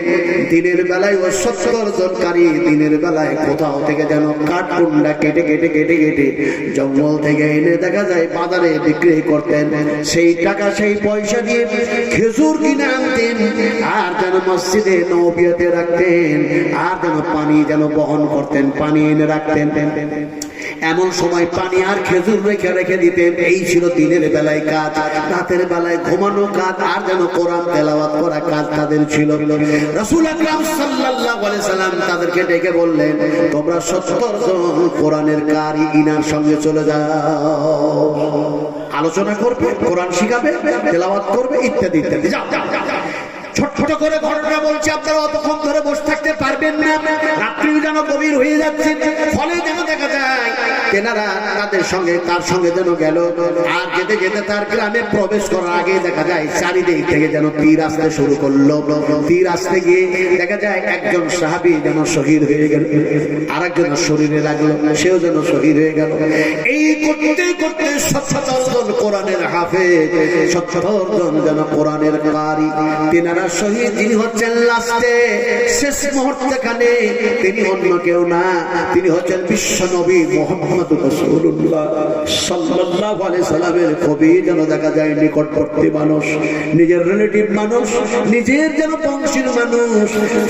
সেই সাহাবী যখন শহীদ হচ্ছেন, তিনি চিৎকার করে উঠছেন, আকাশের দিকে দৃষ্টিপাত করে বলছেন, ইয়া রাব্বে কাবা, ইয়া রাব্বে কাবা, ইয়া রাব্বে কাবা, ইয়া রাব্বে কাবা, হে কাবার রব, হে আমার রব, আমরা ৭০ জন কারী এমনি করে শহীদ হয়ে গেলাম, শহীদ হয়ে গেলাম এই আল্লাহ তোমার পথে। কিন্তু আমার নবী এ ব্যাপার দেখছেও না, জানতেওছে না। যে নবীর মহব্বতে ঈমান এনেছি, যে নবীর মহব্বতে কোরআন শিক্ষা নিয়েছি, যে নবীর মহব্বতে ঘর ছেড়েছি, বাড়ি ছেড়েছি, সংসার ত্যাগ করেছি, মদিনায় মুনাওয়ারায় এসেছি, সেই নবীজি এই দৃশ্য দেখতেছে না। হে কাবার রব আমার রব, আমার নবীর কাছে এই সংবাদটা তুমি দিয়ে দাও। আবার শোনা যাবে না, আবার কলিজা দিবে না। ও বাংলার মানুষের শরীর ভালো করে বিশ্ব নবী মুহাম্মদ রাসূলুল্লাহ মসজিদে নববীর সাহাবে চলতে গিয়ে সাহাবা کرامদেরকে বলতেন, ও সাহাবীরা, তোমাদের ভাইরা 70 জন কারি, 70 জন কোরআনের হাফেজ যেন শহীদ হয়ে গেছে। 70 জন কোরআনের হাফেজ তারা শহীদ হয়ে গেছে। আল্লাহ পাক আমার কাছে ইলহাম করে দিয়েছেন, তারা শহীদ হয়ে গেছে। আসলে আপনাদেরকে এই ঘটনা দিয়ে কি বুঝতে চাই না, যারা করতো কি পানি বহন করতো, খেজুর এনে রাখতো, নবীর কাছে যারা আসতো তাদের জন্য সেগুলি দেওয়ার ব্যবস্থা করতো। আবার তারা কোরআন শিখেছে, তারা কোরআন শিক্ষা দেওয়ার জন্য যাচ্ছে, এমনকি শহীদ হয়ে যাচ্ছে। আর আমরা এখানে আসলাম, আসার পরে সেই ইমাম তৈরি করার আলোচনাগুলি শুনতেও পারলাম না, চলে যাচ্ছি। মাদ্রাসা আছে, মাদ্রাসার জন্য সহানুভূতি সহযোগিতা, সাহাবা کرامেরা যে সহানুভূতি সহযোগিতা করেছে, মাল দিতে দিতে দিতে দিতে মাল সব শেষ হয়ে গেছে, শরীর আছে রক্ত, বলে এটাও দিয়ে দাও। এটা যখন কাজ করেছে তখন আল্লাহ পাক দুনিয়াবি ইতিহাস তৈরি করেছেন। পরকালের জন্য আল্লাহ পাক তাদের জন্য বেহেশত রেখেছেন। সুবহানাল্লাহ। আপনি যদি এই ইতিহাস, দুনিয়ার ইতিহাস দেখতে চান, অনেক ইতিহাস আছে। আপনি যাবেন তাইফের মাটিতে, তাইফের মাটিতে যাবেন, তাইফের মাটিতে যাওয়ার পরে দেখবেন একটা মসজিদ আছে। এই মসজিদে একটা মোটা অক্ষরে লেখা আছে, যে জায়গাটাতে মসজিদ আছে সেই জায়গাতে রাসূল আকরাম সাল্লাল্লাহু আলাইহি ওয়াসাল্লামকে রক্ত মাখানো শরীরে, রক্তে রঞ্জিত অবস্থায় রাসূলের শরীর, ওই অবস্থায় রাসূলকে যেন দেখা যায় আঙ্গুরের জুস পান করেছিলেন যিনি, সেই ইহুদি আর ইহুদি ছিল না, রাসূল করিম সাল্লাল্লাহু আলাইহি ওয়াসাল্লামের কাছে ইসলাম কবুল করেছিল বলে ওই জায়গাতে আল্লাহ পাক একটা ইতিহাস তৈরি করেছেন। ইতিহাস হচ্ছে মসজিদ বানিয়ে দেওয়া হয়েছে ওই জায়গায়, মসজিদ। সাহাবীটির নামে মসজিদের নাম রাখা হয়েছে। সাহাবীটির নাম ছিল হযরত আকদাস, হযরত আকদাস রাদিয়াল্লাহু তাআলা আনহু।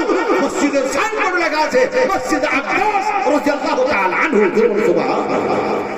আপনি যদি আজকে এই জমিনে ভালো কাজ করতে চান, আল্লাহ পাক আপনারও এই জমিনে ইতিহাস তৈরি করে দেবেন। আখিরাত, আকিবাত, পরকালে আল্লাহ পাক তার দয়ায়, তার অনুগ্রহে, তার কৃপায়, তার রহমত দিয়ে আপনাকে বেহেশতের মধ্যে যেন পাঠিয়ে দেবেন, প্রবেশ করিয়ে দেবেন। এখন যখন জান্নাতের মধ্যে যাবেন, আল্লাহ পাক আপনাকে 3টা কথা বলবেন। আর আমি দোয়া দিতে চেয়েছি কয়টা? একটা। নবীজির কাছে যখন খেজুর আসতো, পানি আসতো, দুম্বা আসতো, উট আসতো, ছাগল আসতো, ইত্যাদি সোনা আসতো, রাসূল আকরাম সাল্লাল্লাহু আলাইহি ওয়াসাল্লাম দোয়াটা দিতেন। কিন্তু এখন তো আর নবীজি নাই। নবীজি আছেন কোথায়? দেখি বলতে পারেন কিনা? এই নবীজি আছেন কোথায়? কি এক আশ্চর্য মানুষ! নবীজি আছেন কোথায়? নবীজি যে জায়গায় আছেন সেই জায়গায় রিয়াজুল জান্নাহ, বেহেশতের মধ্যে রাসূল আকরাম সাল্লাল্লাহু আলাইহি সাল্লাম আরাম করতেছেন। রাসূলের যেন দেখা যায় এই দিকে আর এই দিকে দেখা যায় পরস্পর ভাবে হযরত আবু বকর সিদ্দিক, হযরত ওমর রাদিয়াল্লাহু তাআলা শুয়ে আছেন। সুবহানাল্লাহি ওয়া বিহামদিহি, সুবহানাল্লাহিল আযীম। তো রাসূল আকরাম সাল্লাল্লাহু আলাইহি সাল্লাম বেহেশতের মধ্যে আছেন। এখন নবী তো আর এই সেখানে দোয়া দিবেন না। রাসূল দোয়াটা করেছেন, ইমাম বুখারী রাহমাতুল্লাহ আলাইহি দোয়াটাকে বুখারী শরীফের মধ্যে নিয়ে এসেছেন। আর আমরা পড়াশোনা করেছি, এখন আপনার আগে আমরা দোয়া দিব। রাসূল বলেছেন মুসাফিরের দোয়া কবুল হয়, মাতা পিতার দোয়া কবুল হয়, মুসলিম মানুষের দোয়া কবুল হয়। কথা ঠিক না বেটি? নবী ঠিক বলেছেন না ভুল বলেছেন? তাহলে পরে এখানে আমি মুসাফির হিসাবে ইনশাআল্লাহ দোয়া দেব। আমার কিন্তু কথা হচ্ছে, আমি সব কথা বলতে চাই না, কিন্তু না বললেও তো হয় না। মুলতাজাম, মুলতাজাম হাতিব গেট, মুলতাজামের গেট। রাসূল আকরাম সাল্লাল্লাহু আলাইহি ওয়াসাল্লাম বলেছেন ওই চৌকাঠে, ওই গেটে হাত দিয়ে যারা দোয়া করে, ওই ক্লাব ধরে, তাদের দোয়া আল্লাহর দরবারে কবুল হয়ে যায়। সুবহানাল্লাহ। আল্লাহ পাকের বড় মেহেরবানি, আল্লাহ পাক আমার মনের আশা, যেগুলো আমি মনে আশা করেছিলাম আর খুব কেঁদেছিলাম আল্লাহর কাছে বাড়ি থেকে যাওয়ার আগেই, যে আল্লাহ তুমি এই মনের আশাগুলো পূর্ণ করে দিও। আল্লাহ পাক একটা একটা করে সব করেছে। তো যখন লক্ষ লক্ষ জনতার ভিড়ে আল্লাহ পাক নিয়ে চলে গেলেন, তো বলতো সেই গেট তার চোকাটে হাত দিয়ে দোয়া যেটা করেছি ওই গোপন কথাটা আর বলবো না। দুইটা হাত রাখলাম, বলে রাসূল আকরাম সাল্লাল্লাহু আলাইহি সাল্লাম এই গেটের মধ্যে দাঁড়িয়েও বক্তৃতা করেছিলেন এক সময়। সেই সময় বক্তৃতা করেছিলেন যখন 6 বছর হয়ে গেল হিজরত করে মদিনায় যাওয়া 6 বছর হয়ে গেল। আর দেখা যায় সূরা একটা নাজিল হয়েছিল, ইন্না ফাতাহনা লাকা ফাতাহাম মুবিন। আমি তার তাফসীর আজকে করব না, তাফসীর ইবনে কাসির, তাফসীর হুসাইনি, তাফসীর মারফুল কোরআন, তাফসীর মুজহুল কোরআন, তাফসীর হাসানুল বায়ান, তাফসীর দোকান, তাফসীর কাসাব ইত্যাদি ইত্যাদি বিভিন্ন তাফসীরকাররা বিভিন্ন ভাবে তাফসীর করেছেন। কথাটা বলতেছিলাম যে সেই গেটটাতে আল্লাহ পাক হাতও দেওয়া করলেন। ফলে আমি একজন মুসাফির মানুষ, আল্লাহ পাক যে 3টা কথা আপনাদেরকে বলবেন জান্নাতে প্রবেশ করার সময়, সেই কথাটাও বলবো যে আল্লাহ 3টা কথা কি বলবেন। আর দোয়াটা নবী দিয়েছেন, সেই দোয়াটাও আপনাদেরকে দিব। আপনাদের মধ্যে কেউ যদি আমার হাতে যদি বলতেন যে আমি 1000 টাকা দিচ্ছি, অথবা 1000 সমতুল্য আমি ধান দিচ্ছি, গম দিচ্ছি ইত্যাদি মাদ্রাসায়, যদি 10,000 দেন 5,000 দেন দিতে পারেন। কাবিলপুর শিশু শিক্ষা, তো ওখান থেকে 3000 টাকা দিয়েছে। একটিও মানুষ কিন্তু উঠবেন না।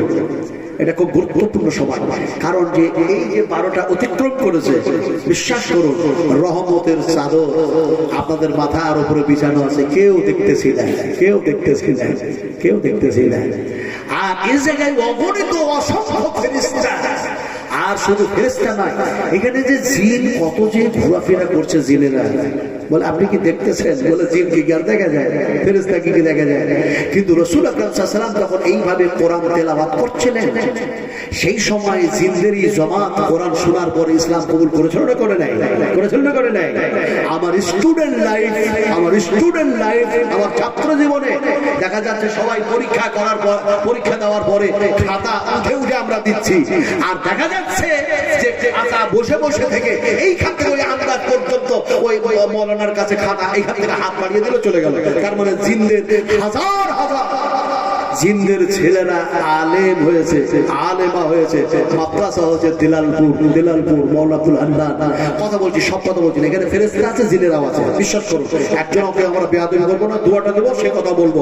তো 1,000 টাকা কম থেকে দিয়েছেন, 1,000 টাকা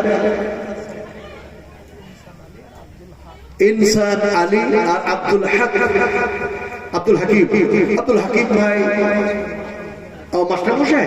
আচ্ছা, উনি তো জ্ঞানী মানুষ, শিক্ষিত মানুষ, আলহামদুলিল্লাহ। আব্দুল হাকিম মাস্টার ভাই, আপনি কোথায় আছেন? অনুগ্রহ করে কৃপা করে ফোনে কথা বলুন, অথবা আপনি আসুন, আসলে খুব ভালো হয়। আলহামদুলিল্লাহ, আলহামদুলিল্লাহ।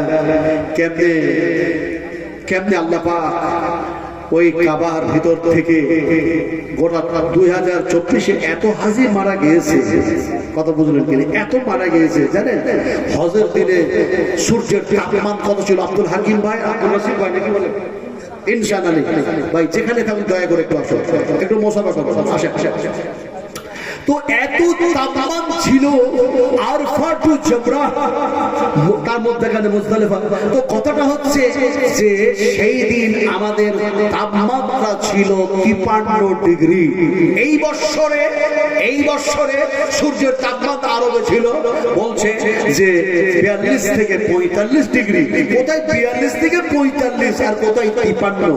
চিন্তা করতে পারেন, 30 কিলোমিটার রাস্তা আপনাকে তাই করতে হবে, আপনাকে অতিক্রম করতে হবে। এদিকে ইনসান ভাই, লাকাদ খালাকাল ইনসানা ফি আহসানি তাকওয়িম। ইনসান ভাই, জি আপনার কি করা যায়? আমি মুসাফির মানুষ, আপনি যদি একটু সম্মানজনক দান করেন, আলহামদুলিল্লাহ। কত দিয়েছে? 10,000 দিলে কিছু অসুবিধা আছে? আপনি 5,000 রাখবেন, আর আমি ইনশাআল্লাহ আবার উমরাতে যাচ্ছি, ঠিক আছে?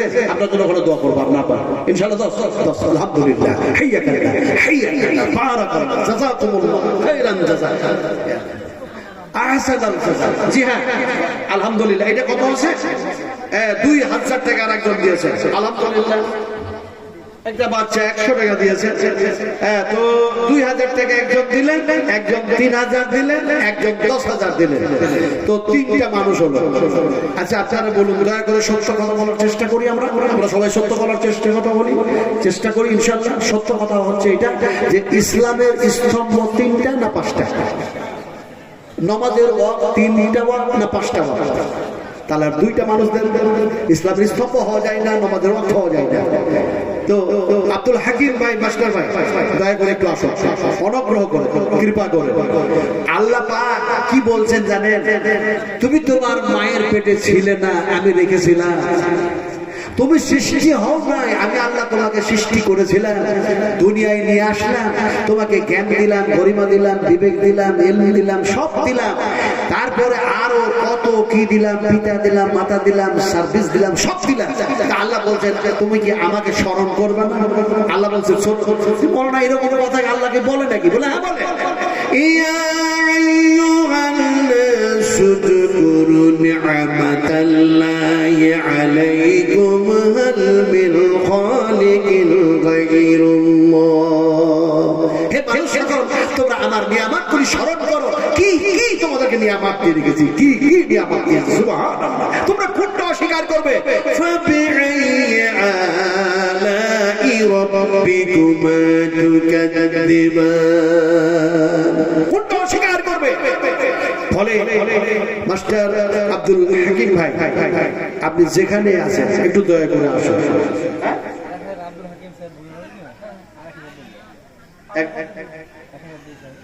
ও 1000 দিয়েছেন, আমার 1000 কিন্তু উনি আছেন,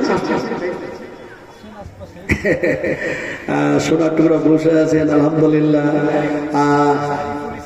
জি সারিফুল ইসলাম 5000 দিচ্ছেন, সারিফুল ইসলাম। তাহলে হয়ে গেল কয় কলম হলো এটা? এটা কয়টা কলম হলো? হিসাব জানেন না? আপনারা মনে রাখছেন না? কয়টা হলো? না 3টা তখনই হয়েছে, 4টা হলো। ইসলামের স্তম্ভ 5টা, নামাজের ওয়াক্ত 5টা, আর একটা মানুষ হাবিবুর রহমান, তাহলে 5টা হয়ে গেল। 6 নম্বরে একটা মানুষ দেন, 6 নম্বরে একটা মানুষ দেন, দিন ভাই, দিন দিন দিন। দেখো ওই যে বলেছি সাহাবীরা সব দিতে দিতে দিতে দিতে রক্তটাও যখন দিয়ে দিল, কাপড়ের কাপড় আর জুটছিল না। সাহাবীটার নাম কি বলবো, যুদ্ধের নামটা কি বলবো, কি ঘটনা ঘটেছিল সেটা কি শোনাবো? সময় কোথায় আমার হাতে? সাহাবীটির নাম বলছি, তিনি সব দিতে দিতে শেষ করলেন।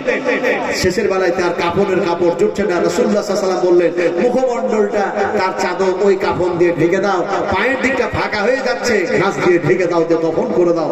সাহাবীটি হচ্ছে মুসআব বিন উমাইর রাদিয়াল্লাহু তাআলা আনহু। সুবহানাল্লাহ। আমি কখন আপনাদেরকে ঘটনাগুলো শোনাবো যে আপনাদের ঈমান, আমার ঈমানকে আমি তাজা করব। কথাটা বলতেছিলাম 6 নম্বরের একটা মারতে মুসাহিদ কে বলবেন? দোয়া দেব ইনশাআল্লাহ। বল আর আপনি দিবেন তাহির। আল্লাহ কি সুন্দর নাম, কি সুন্দর নাম, তাহির ভাই, আবু তাহির ভাই। তিনি যেন দিচ্ছেন, ভালো দিতে পারবে।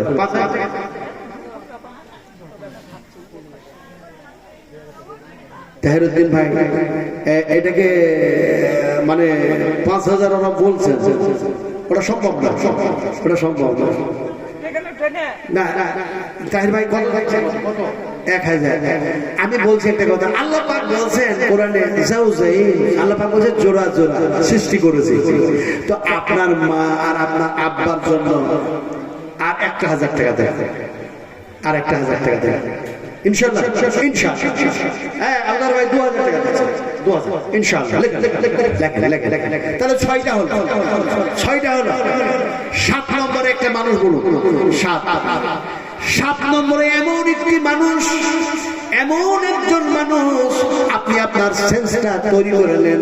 আল্লাহ পাক যেহেতু সকলের দান কবুল করেন না, সকলের দান যদি কবুল করতেন তাহলে পরে দেখা যায়, এমনি করে দেখা যায় যে সমস্ত মানুষের দান কবুল হয়েছে তাদেরও নাম বলা হয়েছে, যাদের দান আল্লাহ কবুল করেন নাই তাদের নাম বলা হয়েছে। ফলে ওমরের দান কবুল হলো, হযরত আবু বকরের দান কবুল হলো, হযরত উসমান গনির দান কবুল হয়ে গেল। কিন্তু দেখা যায় এমনি করে দেখা যায় যাদের দান কবুল হলো না, তারা নবীকে দেখলো, তারা কাবা যেন দেখলো, কোরআন নাজিল হতে দেখলো, তারা হেদায়েত হলো না, তাদের দানও কবুল হলো না। তার মানে দেখা যায় এমনি করে আল্লাহ পাক যাদের দান কবুল করেন তাদের মনের মধ্যে ইলহাম করেন, বান্দা দে দে দে। বান্দা যখন শয়তানের সঙ্গে আর মনের সাথে খারাপি নফসের সঙ্গে মোকাবেলা করে ঘোষণা করে আমি 1000 টাকা দিচ্ছি, আল্লাহ পাকের ফেরেশতারা সে সময় চুপ থাকে না, দোয়া দেয়। সুবহানাল্লাহ। ফেরেশতাদের দোয়াটা শুনবেন, ওটাও শোনাবো ইনশাআল্লাহ। ফেরেশতা আপনার জন্য দোয়া কি করছে 1000 টাকা বলুন, কে দেবো বলুন। আমি দোয়াগুলো যদি না শোনাই এখান থেকে নেমে যাই, আপনি বলবেন নাজবালাম কাজ্জাব মানুষ, মিথ্যুক মানুষ। ইনশাআল্লাহ আমি দোয়া দেব। ফেরেশতারা যে দোয়া করছে, একটা মানুষ ঘোষণা করেন যে আমি 1000 টাকা দেব, তাহলে 7 নম্বর হবে ইনশাআল্লাহ। বলেন কে বলবেন? কোনো মা, কোনো বোন, কোনো মাস্টার, কোনো ডাক্তার, কোনো ব্যবসায়ী, কোনো চাষি, কৃষক, একটু বলুন 1000 টাকা কমবে না। আমি বলছি না, আল্লাহ পাক বলছেন কমাবো না, বাড়িয়ে দিব। আল্লাহর কথা সত্য, আল্লাহর ওয়াদা সত্য, শুধু আমরা চিন্তা করি তাই তো। 1000 টাকা যদি দিই, কথা যদি করি আর দিতে যদি না পারি, তাহলে ঋণী হয়ে যাব। না না না, তুমি যখন দিয়ে দিলে নেকি যেন আল্লাহ পাক দিয়ে দেন, ওয়াদা যখন পূর্ণ করো আল্লাহ পাক এমনি করে দেখা যায় সঙ্গে সঙ্গে আল্লাহ সুবহানাহু ওয়া তাআলা তোমার নেকিকে যেন বৃদ্ধি করে দেন। কিন্তু খারাপ কাজের যখন তুমি নিয়ত করো, গুনাহ লেখা হয় না যতক্ষণ পর্যন্ত সেই খারাপ কাজটা তুমি প্রয়োগ না করো। ফলে বলেন 1000 টাকা। আল্লাহ দেখছেন কেমন মানুষ হয়।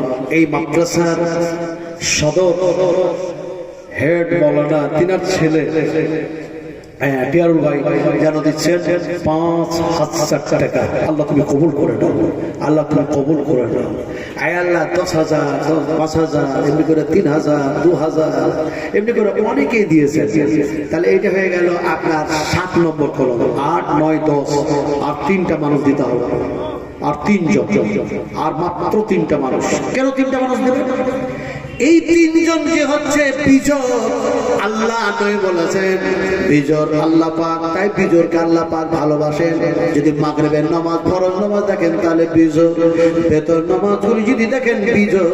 আর আল্লাহ সুবহানাহু ওয়া তাআলা তিনি বলেন আমি আল্লাহ বিজয়, আর বিজয়কে আমি যেন ভালোবাসি, মহব্বত করি। আল্লাহ পাক যেন বলেন আমি কেমন বিজয়, শোনো, কুল হুয়াল্লাহু আহাদ। ও নবীজি এরাকে বলে দাও আমি আল্লাহ এক। ফলে এই সেন্স নিয়ে কে বলবেন যে আমি আল্লাহর নৈকট্য লাভের উদ্দেশ্যে, আল্লাহর সন্তুষ্ট লাভের উদ্দেশ্যে আমি 1000 টাকা দিয়েছি। নিয়তটা করেন, নিয়ত করবেন, আল্লাহ পাক আপনার দেওয়ার ব্যবস্থা করে দেবে। বিশ্বাস না হয় আপনি ওয়াদা করেন, তারপরে আপনি রমজান নামাজ আস্তে আস্তে দেখবেন যে আমি দিলাম না আল্লাহ পাক দেওয়া করালেন, কোনটা দেখবেন কিভাবে ব্যবস্থা হয়ে যাবে টের পাবেন না। খালি বলুন ইনশাআল্লাহ আমি 1000 টাকা দেব।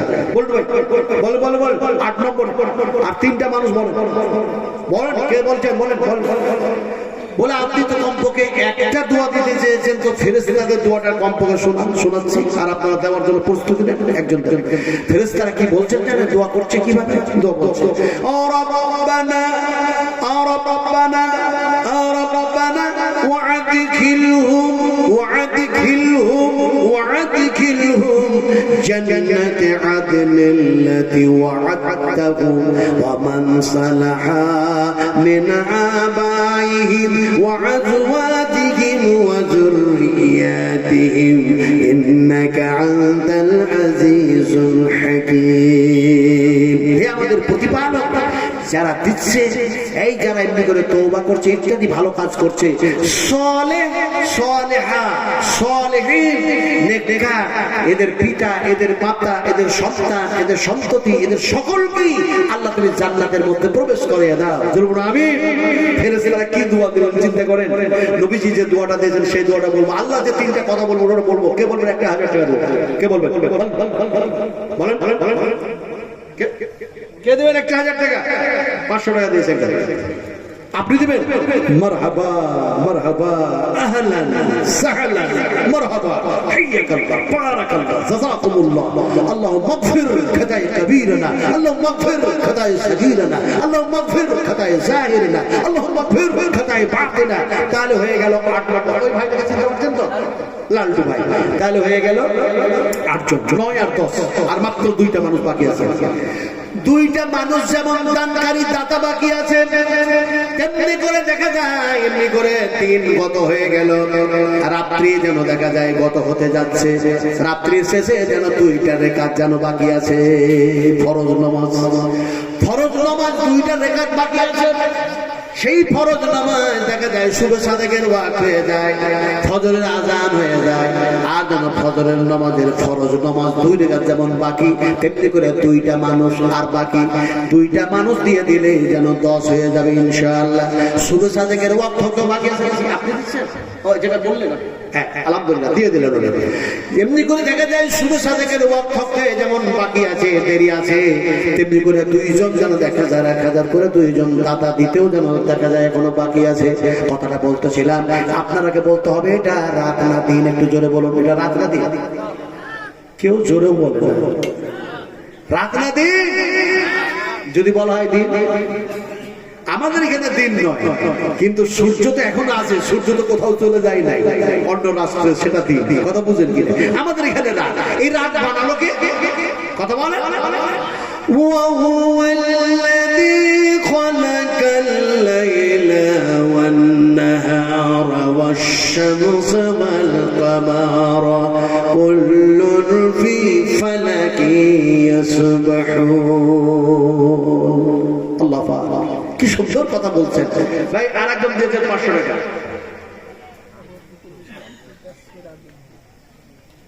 রফিকুল ইসলাম, পিতা সিরাজউদ্দিন, সিরাজউদ্দৌলা। হাজী মহসিন সাহেবের বাড়ি গেলাম আমি 10 বছর আগে, উনি তো জীবিত ছিলাম না। তো দেখা গেল যে একটা খুবই লম্বা মানুষ, আর ওনাদেরই লেতা গোতা কেউ হবে, মানে হয়তো ছেলের ছেলে।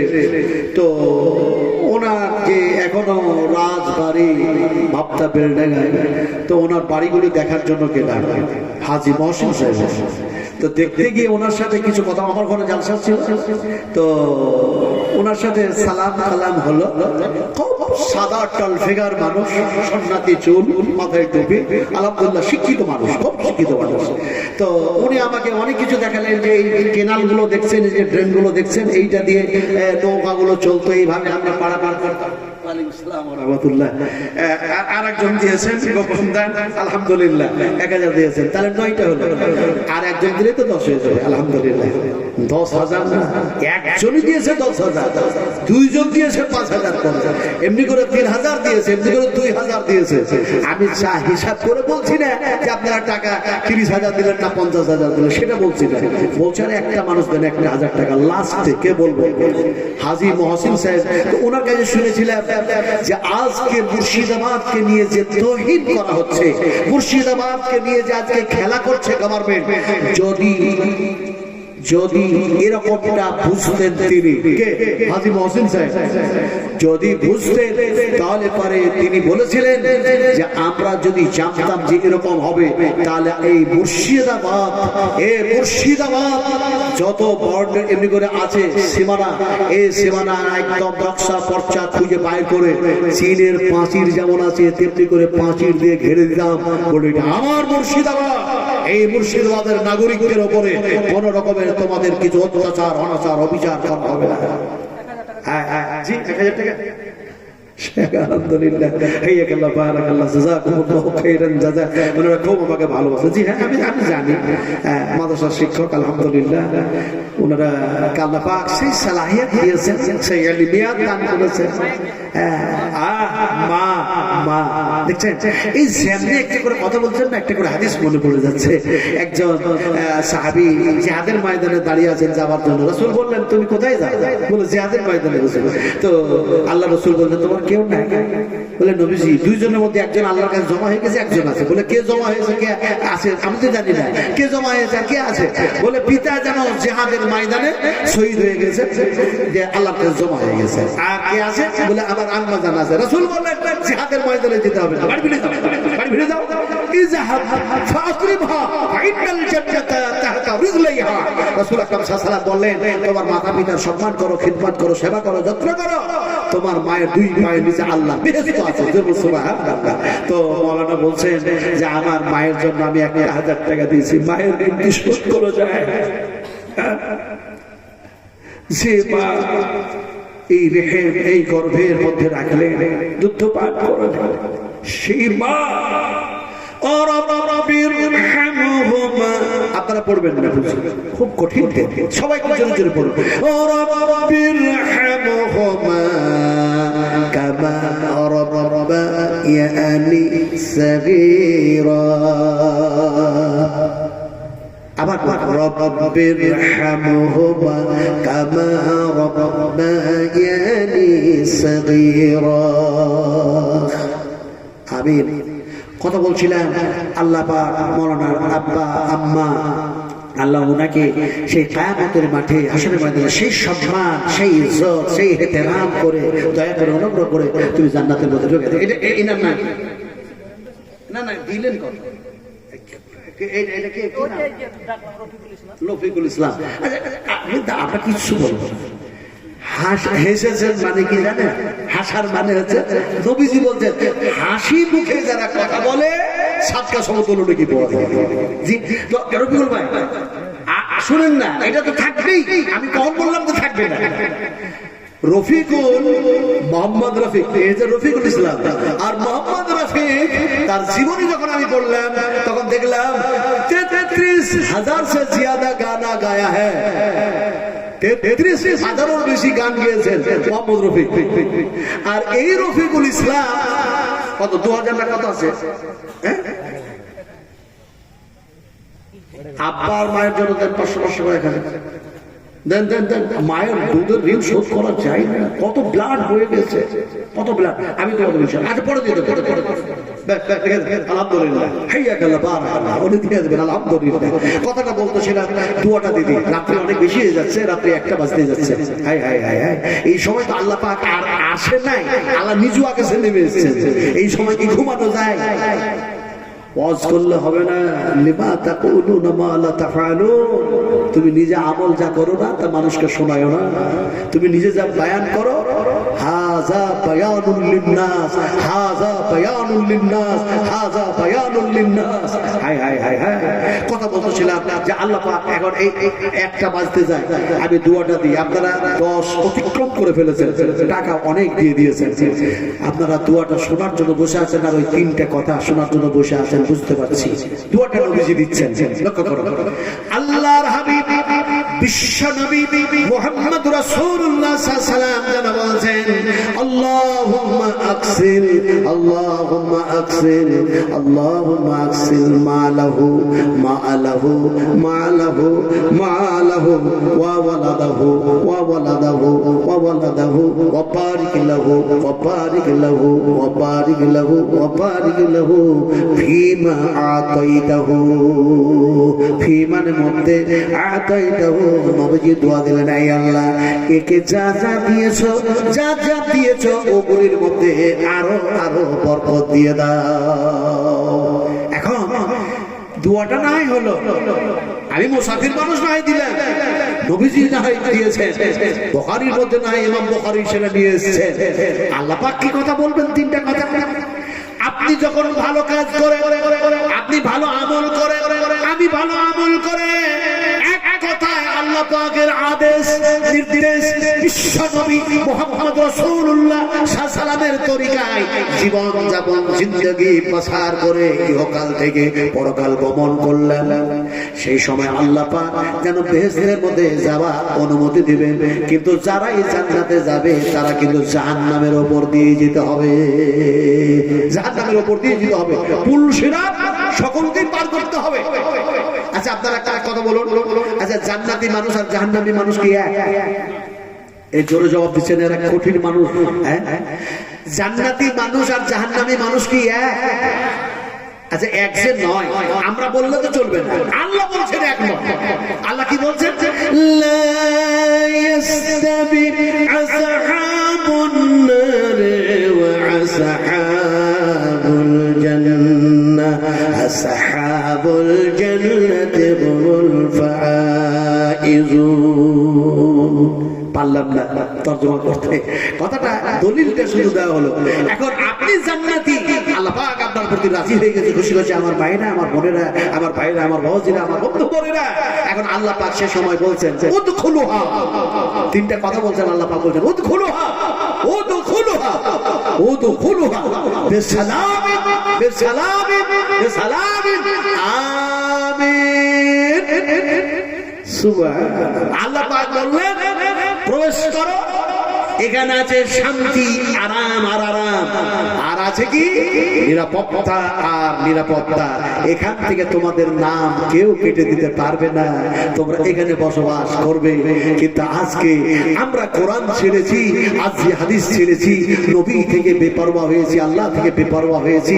তার কারণে আজকে আমাদেরকে ভারতের মাটিতে না মুসলিম আজকে লাঞ্ছিত, ঘৃণিত, পদতলিত, লাঞ্ছনা গঞ্জনার পাত্র হয়েছে। আজকে তাড়াবার চেষ্টা করছে, তবে ভয় কিছু নাই, ইনশাআল্লাহ মুসলিমদের নাম সব ভোটার লিস্টে থাকবে। সবচেয়ে যারা বেশি বাদ যাবে তারা কারা বলেন? তারা কারা? না না, এই তো মুশকিল হয়ে গেছে। ওই হিন্দু কিংবা মুসলিম না, এখানে বলতে হবে যারা আল্লাহর প্রতি, নবীর প্রতি, কোরআনের প্রতি ঈমান আনে নাই, এরা সবচেয়ে বেশি ক্ষতিগ্রস্ত হবে। কিন্তু আমরা সবাই ক্ষতিগ্রস্তের মধ্যে পড়ে আছি, আমরা সবাই ক্ষতিগ্রস্তের মধ্যে পড়ে আছি। ইন্নাল ইনসানা লাফি খুসর ইল্লাল্লাযীনা আমানু ওয়া আমিলুস সালিহাত ওয়া তাওয়াসাউ বিল হক ওয়া তাওয়াসাউ বিস সাবর। আল্লাহ পাক বলছেন সমস্ত মানুষ ক্ষতিগ্রস্তের মধ্যে তোমরা পড়ে আছো। একমাত্র